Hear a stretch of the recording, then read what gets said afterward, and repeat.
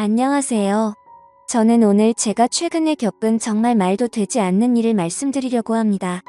아마 많은 분들이 안 믿으실 수도 있을 만큼 드라마나 영화에서나 나올 법한 소재이지요. 하지만 제가 그걸 겪었고 너무 속상한 마음에 이렇게 말씀을 드리게 됐어요. 우선 저는 32살 여자입니다. 결혼을 한 지는 1년이 조금 넘었고요. 남편은 저보다 2살 연하입니다. 제 친구의 지인 소개로 해서 우연히 만나게 되었고 2년 정도 연애를 하다가 결혼을 하게 되었어요. 남편은 저보다도 2살이나 연하다 보니까 아직 사회초년생 무렵이었고 그나마 조금 더 안정적이고 자리를 잡은 제가 남편과 연애를 할 때 항상 돈을 더 부담했던 것 같아요. 뭐 그래도 아깝거나 그러지는 않았어요. 그만큼 남편을 사랑했으니까요. 남편은 저보다 미이가 어렸지만 일찍 어려서 아버님이 돌아가셨어서 철이 빨리 들었다고 할 만큼 무척이나 성숙하고 마음까지 넓은 남자였죠.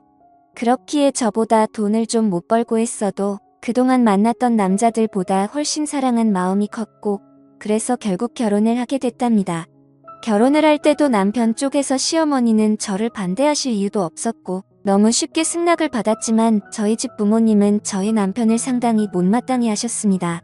부모님이 한 분이 안 계신다는 것도 좋게 보지 않으셨고 형편이 좋지 못하다는 거나 나이가 어리다는 것 그리고 남편이 직장은 다니지만 그렇게 자랑할 만한 직장은 아니고 어떻게 보면 변변찮은 직장이었기에 저희 부모님은 정말 많은 반대를 하셨지요.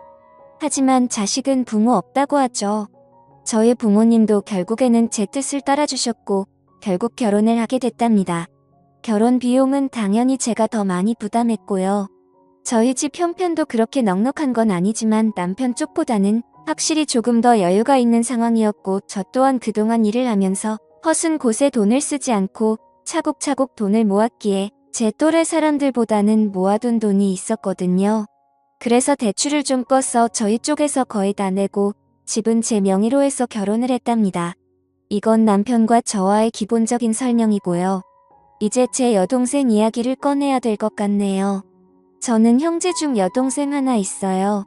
여동생은 저랑 5살 차이가 나죠? 저랑은 완전히 정반대의 스타일이랍니다. 여자들끼리 흔히 여우라는 표현을 많이 쓰잖아요. 딱 저희 동생이 그런 스타일이에요. 질투심도 엄청 많고 어렸을 때부터 부모님 사랑을 독차지하고 싶어서 저에게 피해를 주면서까지 몹쓸 행동도 참 많이 하는 아이죠.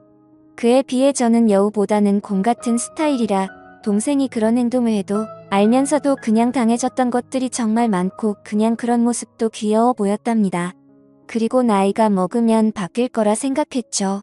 하지만 여동생은 나이가 먹을수록 더 철이 없어졌고 자기 멋대로였어요.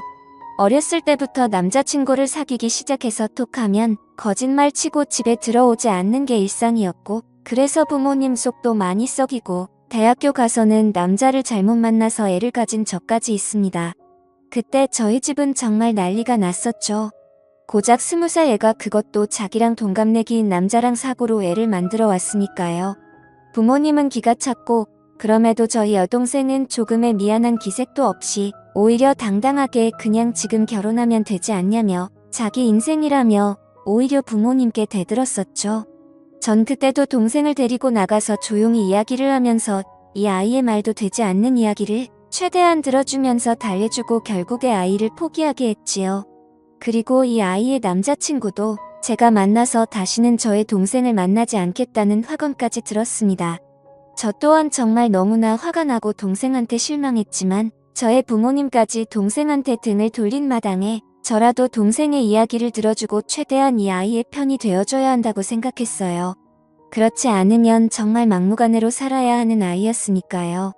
여튼 그런 큰 사건도 겪었지만 그때 잠시 조금 철이 들었다는 착각만 들었을 뿐 동생은 계속해서 철없이 막무가내로 생활했어요.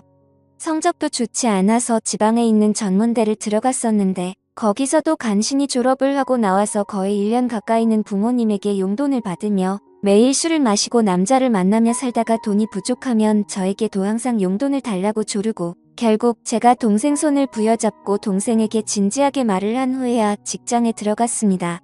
사무직 일을 하는 직장이 아니고 그냥 매장 관리 쪽에서 직원으로 들어갔죠. 별거 아닌 거였지만 전 그래도 동생이 이제야 자기 힘으로 뭘 한다는 것을 기뻤어요. 여튼 그렇게 이 아이도 조금은 달라지고 있구나 라는 생각이 들 무렵 저는 연애를 하기 시작했고 당시 남편에게도 제 여동생을 소개시켜줬었죠. 결혼까지 생각한 사이였으니까 당연히 제 여동생을 보여준 것이었고 여동생은 저희 남편을 되게 좋아했어요.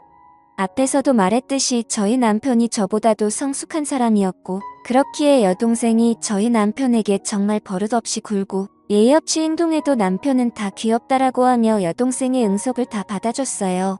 그러다 보니까 어느 순간부터는 여동생이 먼저 저희 남편을 불러서 같이 놀자고 조르기 시작했고요. 저는 그래도 여동생이 저희 남편을 좋아하고 잘 따르는 것에 안도를 하고 남편 또한 여동생을 정말 귀여운 동생이라고 생각하는 것이 보여서 결혼 전부터 셋이 종종 모여서 많이 놀았습니다. 그리고 여동생이 남편에게 따로 연락을 하고 만나자고 전화를 해도 저는 그냥 아무렇지도 않았어요. 왜냐하면 여동생이 워낙에 철부지다 보니까 친구도 몇 명 없거든요. 그렇기에 이 아이에게도 의지할 사람이 필요하고 그게 제 남편이면 더할 나위 없이 좋겠다고 생각을 한 자였습니다. 남편 또한 저에게 여동생과 연락하거나 둘이 만나는 일이 있어도 항상 저에게 말을 했었죠. 그렇게 관계를 유지하다가 결혼을 하게 돼서 신혼여행을 갈 때도 여동생은 본인도 따라가겠다고 엄청 떼를 썼습니다. 그때 정말 애먹었어요. 하지만 남편이 하루 내내 동생을 달래서 겨우 뜨지 말리고 다녀왔지요. 그렇게 신혼여행도 다녀오고 행복한 결혼 생활을 하고 있던 무렵 어느 날 갑자기 여동생이 저희 신혼집에 찾아왔어요. 그것도 아주 밤늦게 말이죠. 저와 남편은 깜짝 놀라서 무슨 일이냐고 물었지만 대답을 하지 않더라고요. 그래서 바로 저희 부모님께 전화를 걸었더니 여동생이 너무 잦은 위박을 해서 뭐라 한마디 했더니 집을 나가 버렸다고 하더라고요.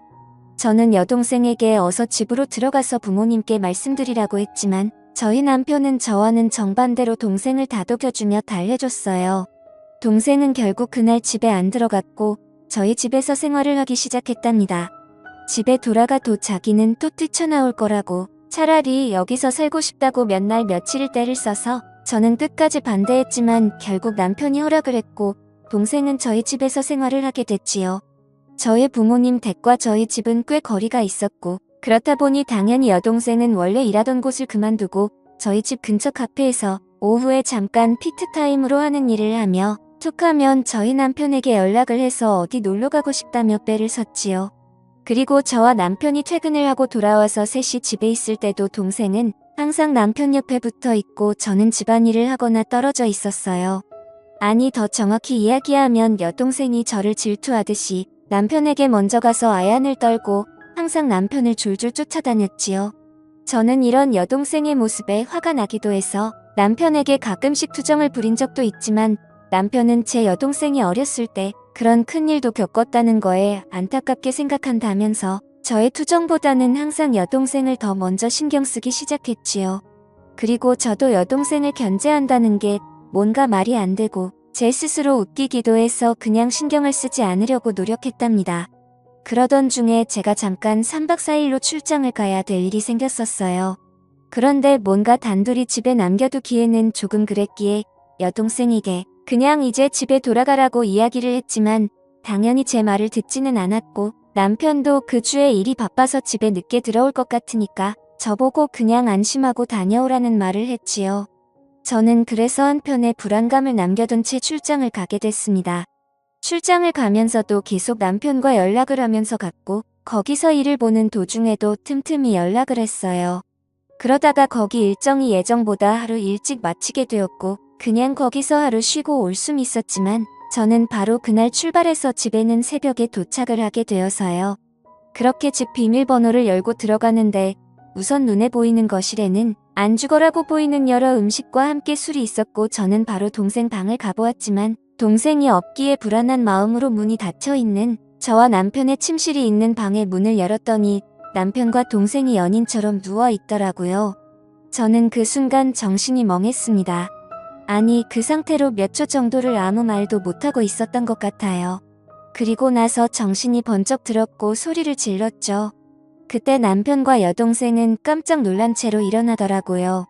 둘이 변명하기도 전에 당황해하는데 그냥 딱 불륜 현장에 들켜서 행동하는 남자와 여자 같더라고요.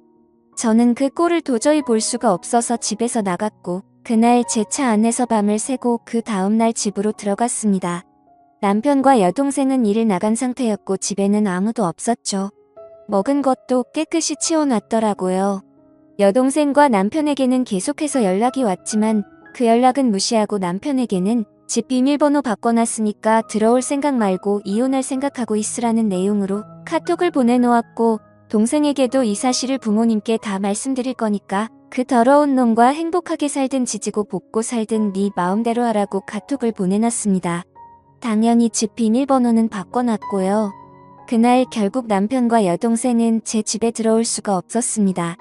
제 여동생은 본가로 돌아갔지만 제가 이미 이런 사실을 저의 부모님께 말씀을 드려놨기에 본가에서도 쫓겨났고요. 남편은 계속해서 오해라며 연락이 오고 있는 상태지만 저는 이혼 소송을 준비 중이랍니다. 여동생과는 연을 끊을 것이고요. 저한테 이런 일이 벌어졌다는 게 아직도 안 느끼네요. 지금까지 제 사연을 들어주셔서 감사합니다.